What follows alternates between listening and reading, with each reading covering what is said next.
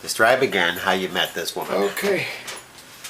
First thing I noticed about this woman was her beauty. And the eyebrow that turned up on the side. And the fact that she seemed a little bit lost. And a little bit needy of some kind of care and protection. And she worked in the kitchen of Blackburn College. And so I asked her out for a date, and in short order, she wore a pair of jeans and some sort of top. She fit those jeans very, very well. And she came from what I thought was an upper crust family in the suburbs of Chicago. Park Ridge. Whew. Could you imagine a more upscale town than Park Ridge? And her father was a banker and lawyer. And her mother was a pretty lady. I didn't yet know, but I saw a picture or two. And so I started to date her. And Leatrice Russell. Yeah, well, we were letting go of Leatrice. Way fast. This was a person who needed my help.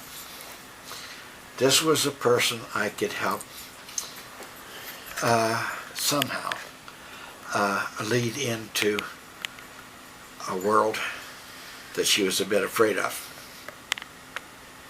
And so I said, I can be her champion.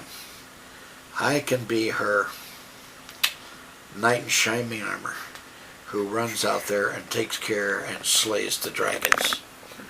And so I said, this is my mission in life, is to care, honor, and provide for this lady.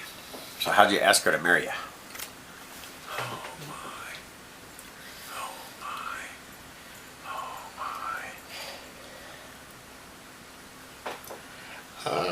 my.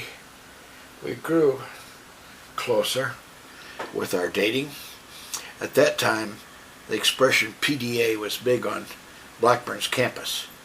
PDA meant public display of affection. And you weren't supposed to put your arm around somebody. You weren't supposed to kiss them. You weren't supposed to act like you were interested in any way, shape, or form. Dr. Plotnick's wife, I don't remember her name, was kind of adamant about that. And so she put some great big security lights around the buildings of Blackburn's main quadrangle there. And we would go up on top of the buildings and unscrew the lights. And they figured that we were doing that, and so they'd screw them back in again. So we learned to unscrew the lights, put some Scotch tape on them, and screw them back in again. And they had a harder time getting light on the quadrangle out there. So PDA was a problem with us courting people. I went up to Judy's parents in the first year. First year was the Christmas season that I showed up at her house. I was not welcome back in Sullivan, and This is 1954? the winter of 53. 53. And I think that I spent Christmas there, and her mother and father were extremely impressive. This was the good life.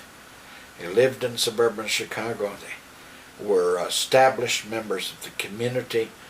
They had profession and all those kinds of things. And she had a younger brother who was the normal nuisance of a younger brother.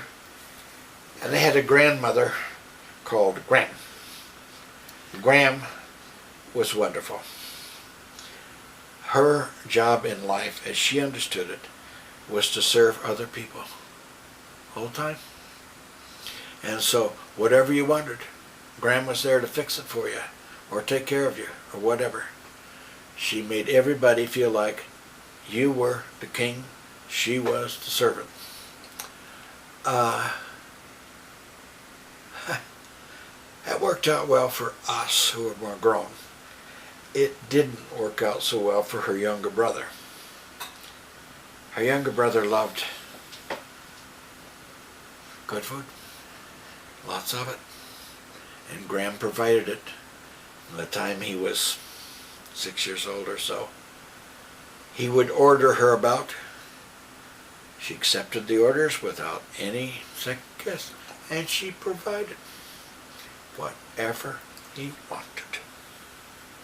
The unfortunate effect of that was that he became morbidly obese. And the unfortunate effect of her father, which I did not see to start with, was she is a girl. Girls are not worth anything. Only males are worth something. And he had worked on that, perfecting that, virtually from the day she was born. She was a lower class girl.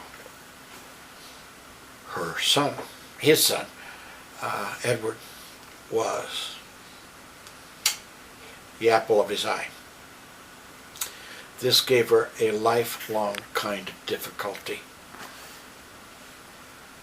And so she felt from her parents that she did not live up to their standards. I believe that she has felt that every single day of her life. I thought I could fix that by being as loving and concerned and,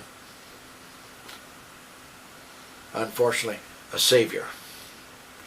You cannot be somebody else's savior. And I worked with her, and I loved her, and I believed in her, I had children with her. And I saw that I could not overcome that problem. And all the professionals that I hired and all the other people could not overcome that problem. The problem was too deep suited for me or for the professionals. And so finally, after 22 years, I said, I have been beaten. I cannot be this person's savior. And I cannot continue with her not being a full person. She must find her own way.